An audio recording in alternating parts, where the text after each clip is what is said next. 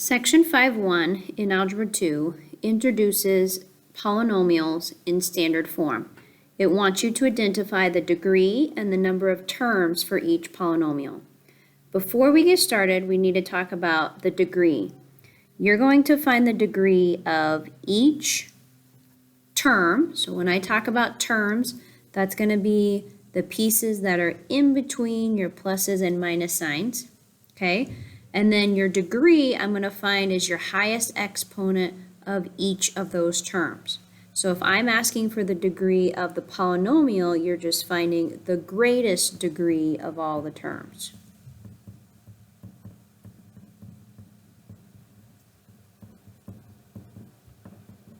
So for example, on this first one, we have 3x plus 9x squared plus 5. It's asking me to find or write the polynomial in standard form. So what that means is it wants your term with the highest degree to go first. So I would write 9x squared to go first because my degree would be 2, which is your highest exponent. The degree of this one would be 1 because my exponent is a 1. This guy does not have a variable, so its degree would be 0. So I write them in order from biggest to smallest. So 9x squared would go first, then my positive 3x, then plus 5. So now I am in standard form. Next, it's asking for me to identify the degree, which we kind of already did. Your degree is your greatest degree of all the terms, so my degree would be 2. And then it wants you to identify the polynomial by how many terms I have. So remember, your terms are those pieces in between the pluses and minus signs. So I would have 3 of those terms. And if you're looking up here, you're going to want to write down these words. You may already know these. These are just using prefixes for 1, 2, and 3, putting it on the word nomial. Sorry if I can speak. So 1, I'd have a monomial. 2, I'd have binomial. 3 would be trinomial. 4 would be polynomial. So if I have 3 terms, then that means that I would have a trinomial. Let's try one more together here. So we have letter B. It's asking for you to put that in standard form. So I would first go through, break it up so I can see my different terms. So I see that I have 1, 2, 3, 4, 5 terms. So since I have 5 terms, that's going to be a polynomial. I'm going to come up with my degrees. So that's your exponent of each variable. So I have a 1, a 2, a 4, a 2, and then a 0. So my highest degree is going to be the degree of your polynomial. So my degree would be 4. I also need to put it in standard form. So going from biggest degree to smallest degree. So I see that I have an x to the 4th. I see that I have 2 degrees of 2, so I'm going to combine those together. So I have positive 4x squared. Then I'm going to write my degree of 1, so positive 4x, and then my minus 12. Now notice what happened. We combined our like terms when we were doing that, so that's going to change my number of terms. So now that's going to make it 4 terms instead of 5. All right, you're going to try letter C. So you're going to pause the video and put that in standard form and find the degree.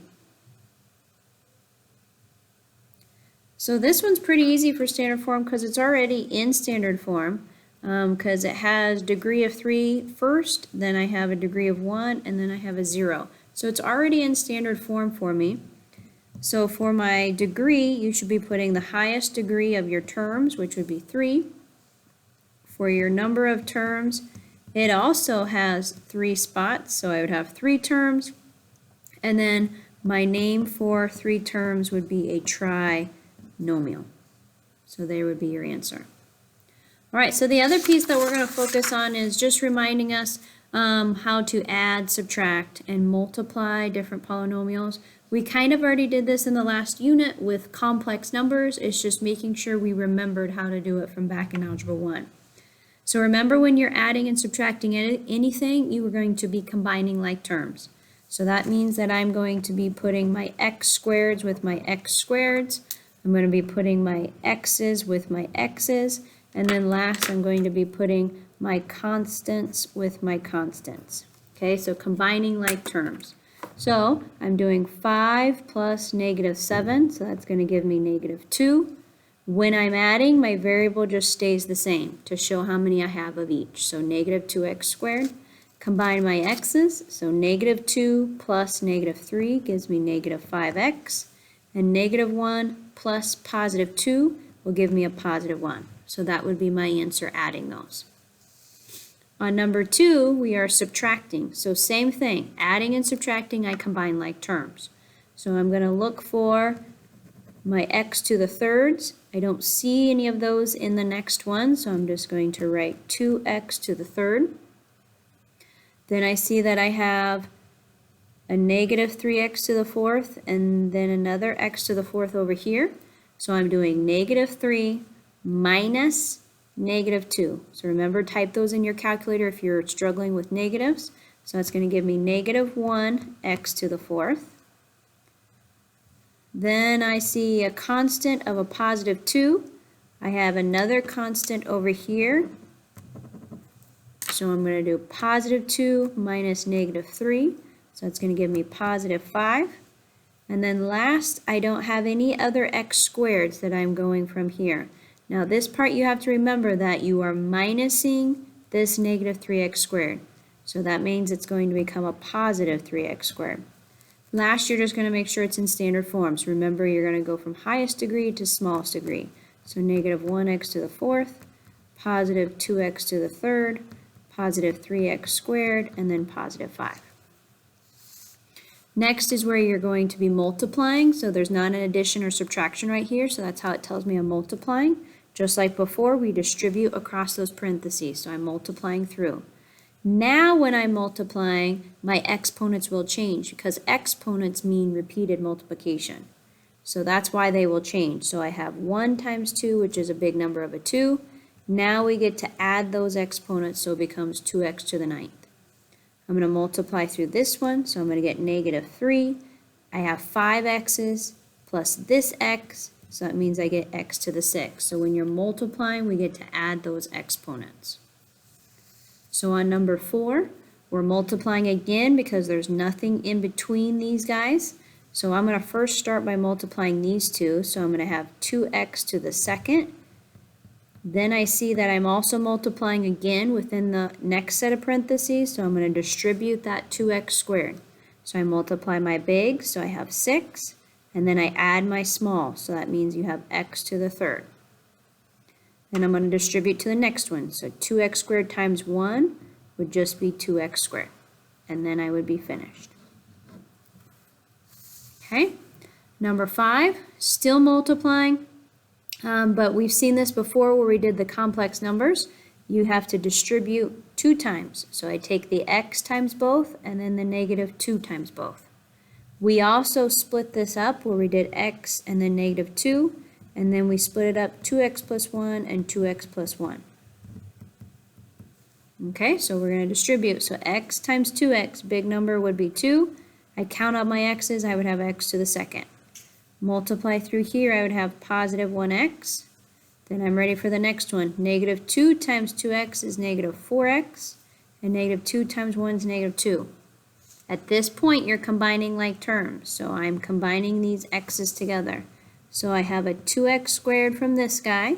When I combine these, I got -3x, and then I still have my constant of -2.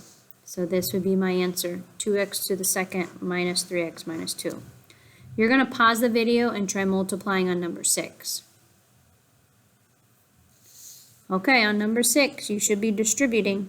So multiplying by that 3x.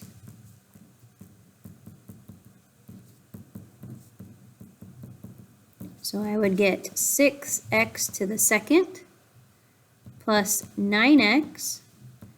Then on the next one, I would have -2x and then -3.